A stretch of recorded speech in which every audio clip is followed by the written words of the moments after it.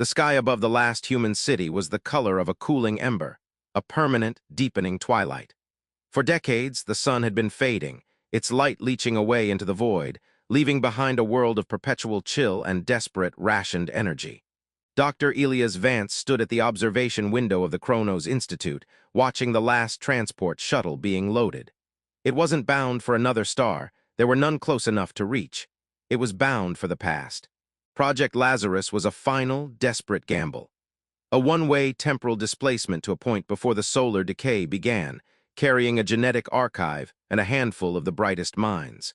Elias was among them, a historian specializing in pre-collapse societal structures.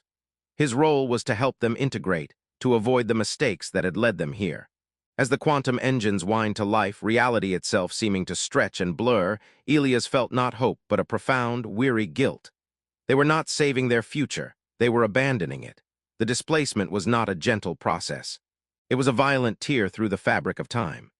Elias awoke, disoriented, in a field of wildflowers under a sun so fiercely, brilliantly alive it brought tears to his eyes. The year was 2123, a century before the first anomalous solar readings. He was alone. The shuttle, the others, gone, scattered across the timeline, the system had said, a safety feature that had become a death sentence. For weeks he lived like a ghost, using his knowledge to forge an identity, constantly searching for signs of the others. He found none, but he began to notice the anomalies.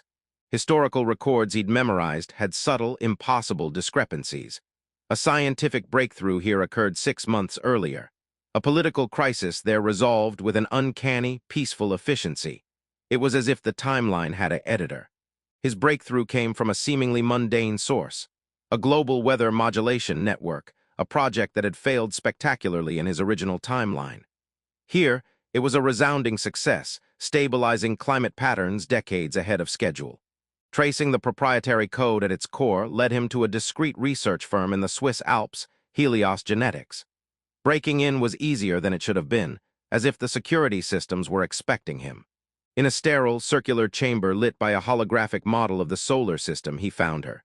She was tall, with skin that held a faint, pearlescent sheen and eyes the deep violet of a twilight sky. She didn't look surprised. "Doctor Vance," she said, her voice a melodic harmony. "You are 47 hours ahead of projected probability."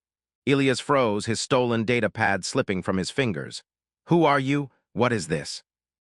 "I am Lyra," she replied, gesturing at the hologram. A new line appeared, a golden thread weaving through human history from the Bronze Age to the present, gently nudging events.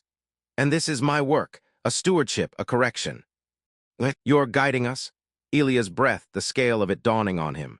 "Guiding, yes, protecting always. My species, the Evitans, observed your potential for self-destruction millennia ago. The solar decay you fled was not natural. It was the cascading result of a neutrino disruption weapon your kind will invent in 2198, during a war over asteroid minerals." "A war," she added, her gaze piercing him. "That, in the original, unaltered timeline, you personally broker the peace treaty for." The air left Elias' lungs, the celebrated Vance Treaty. His life's work in the history books. He never got to broker it in his dying timeline. The war had never happened. "My purpose is to prevent that weapon's creation by subtly eliminating the conditions for that war," Lyra continued. "A delicate process. Your arrival, Dr. Vance, is an uncontrolled variable, a paradox. You were never meant to survive the displacement. The Lazarus Project fails in 97% of calculated probabilities. Your presence here, it creates a resonance." The hologram shifted. The golden thread of her guidance began to fray wherever Elias' new timeline intersected with it. A politician he'd briefly met was now advocating for radical deep space weaponry.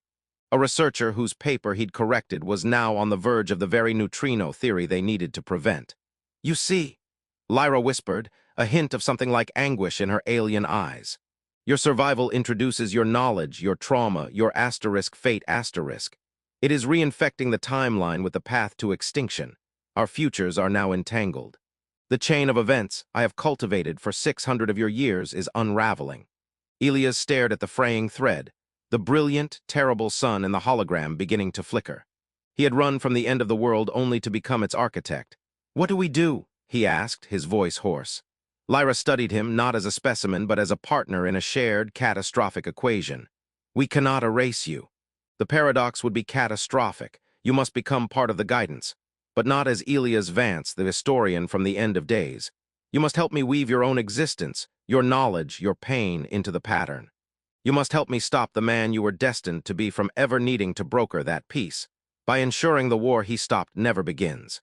It was a task of impossible subtlety, to walk through the world, not as a refugee, but as a surgeon operating on the destiny of his own species, alongside a being whose very existence was a secret. Their connection, born of shared desperation and a forbidden understanding between steward and subject, became the new fragile thread. Every action was a calculation, every word a potential causality bomb. In a quiet moment, watching the real, vibrant sun set over the Alps, Lyra confessed the true stakes. If we fail, Elias, my people do not simply lose a ward. The backlash from a broken timeline of this magnitude could fracture reality around our star as well. Your sunset and our dawn are tied to the same thread.